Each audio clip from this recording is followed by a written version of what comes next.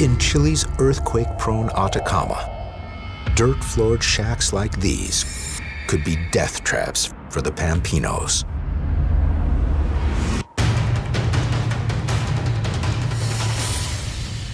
They built them with Pampino cement, which was a mix of very fragile cement. And every time there were tremors or something, a seismic event, these houses would easily crack. Lured here hoping to improve their lives, Pampinos became trapped by a system designed to turn them into virtual slaves. To start with, there were practically no contracts between the manager and the worker. They were not protected by laws either, health or working laws. Instead of cash, workers were paid with tokens designed to increase their debt to the officina. The chips were accepted only at the saltpeter officina. If I went to another office, for example, the Humberstone tokens were not accepted. These now empty shelves once beckoned to impoverished Pampinos. But thanks to Humberstone's oppressive system, many could barely afford the necessities of life. The only place you could shop was the pulperia. It also tied the workers to the oficinas because they would be in debt to the pulperias, to the shops. Being in debt through the ficha system tied the workers to that particular site. Under relentless pressure from strikes and protests, owners eventually added a few meager amenities, like this rusting basketball court.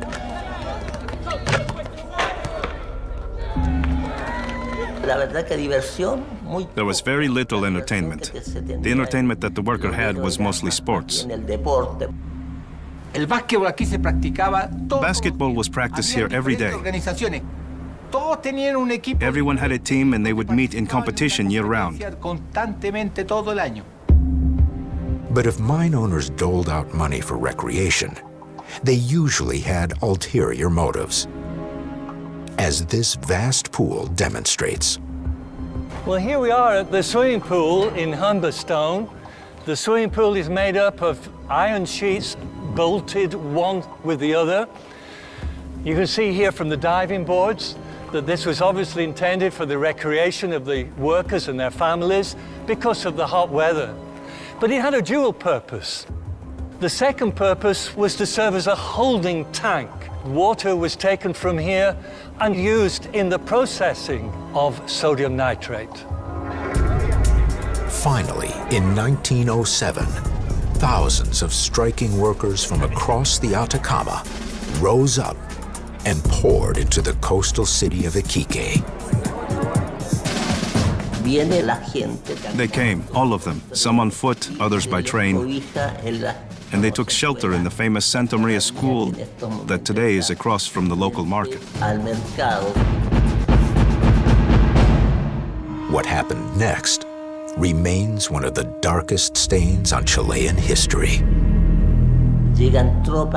Troops also arrived, and after 3 p.m., the workers are urged to leave, but nobody pays attention. They all prefer to face this event.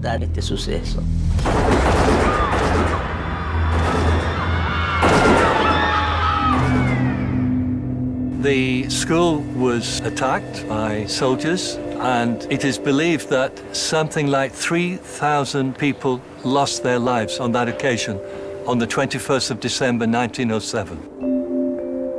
The Santa Maria Massacre was covered up for decades, until Socialist President Michelle Bachelet took power in 2006. But it was never forgotten in the Atacama. In the year 2007, Michelle Bachelet declared that there would be a day of mourning, national mourning, on the 21st of December. And she also instructed that the mass graves, which were known to exist but had never been excavated, should be excavated. And some 2,500 bodies were taken from these mass graves. Today, these memorials testify to the pointless tragedy. Back in Santa Laura, the homes of the miners who died here were eventually sold for scrap and wiped away, erasing all evidence of their lives. But in a ghostly ruin nearby, the miners' homes escaped that fate and tell a tale that cannot be covered up.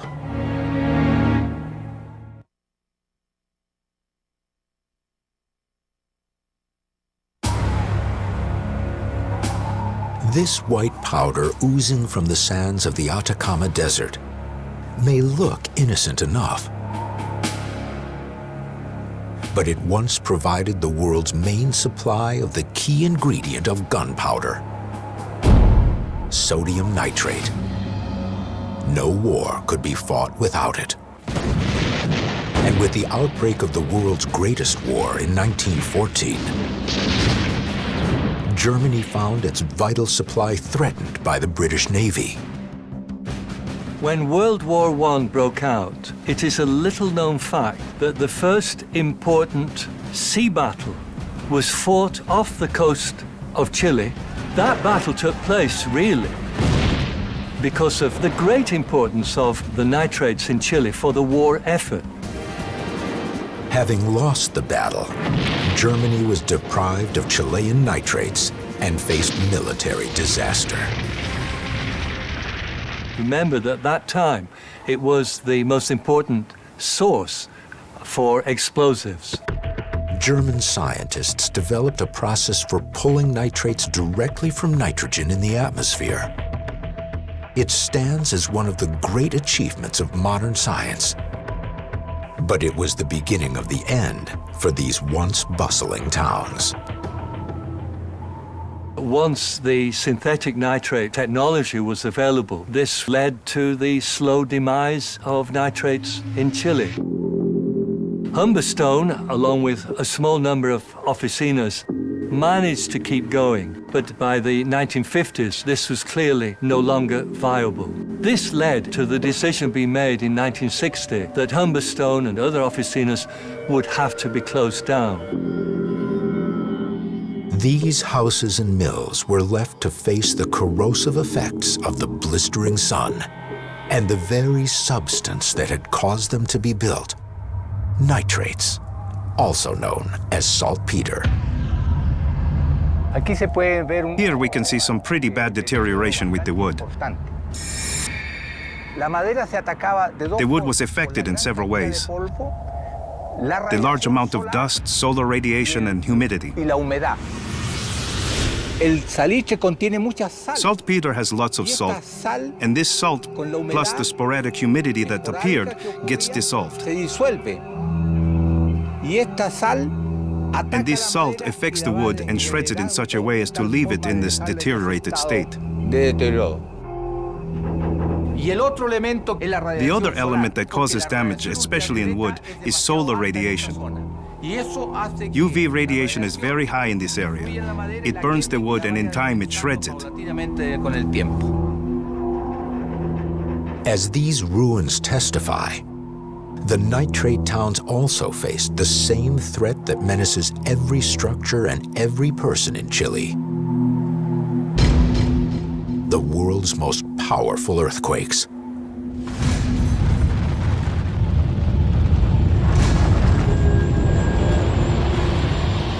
Their memory haunts survivors like Patricio Diaz. Me voy a remontar al año 68. In 1968, we had one of the worst earthquakes in this area. It was so massive that there were tsunamis in Iquique. The entire saltpeter stock stored at the port disappeared. There are still many areas in Santa Laura where entry is not allowed even today. But Humberstone and Santa Laura always had less to fear from nature than from the greedy hands of man. The site was auctioned off in 1961, and the owner who bought it for an investment in its scrap value. This led to demolition, to vandalism, to looting. When they started dismantling them, they started with Santa Laura. There was a lot of Oregon pine and a lot of laurel. The wood was easy to sell, and that's why Santa Laura was easily dismantled.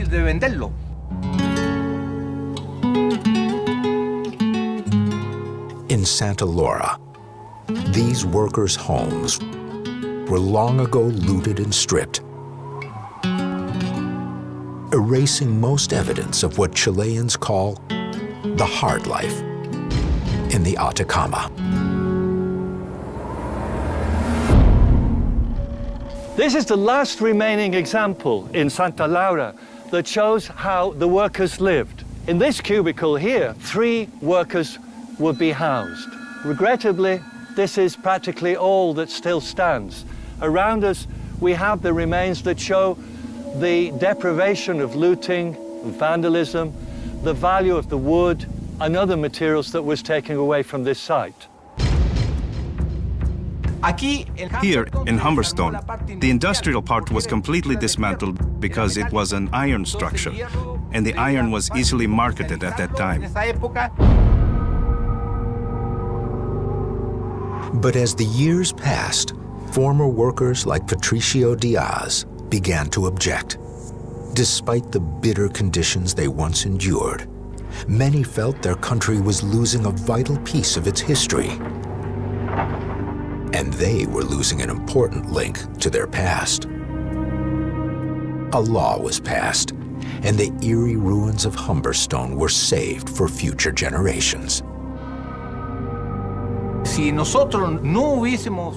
we hadn't declared the heritage law in 1970 for these monuments, it's very possible that nothing would remain. Today, Humberstone and Santa Laura exist in a strange balance between preservation and natural decay. And veterans like Patricio Diaz alternate between dark memories of exploitation and nostalgia for what Chileans still call the hard life.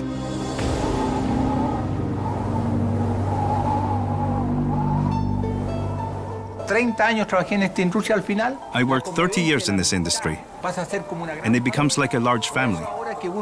That's why now that I stopped working in the industry, I joined the restoration process. I developed a special bond with this place through the years.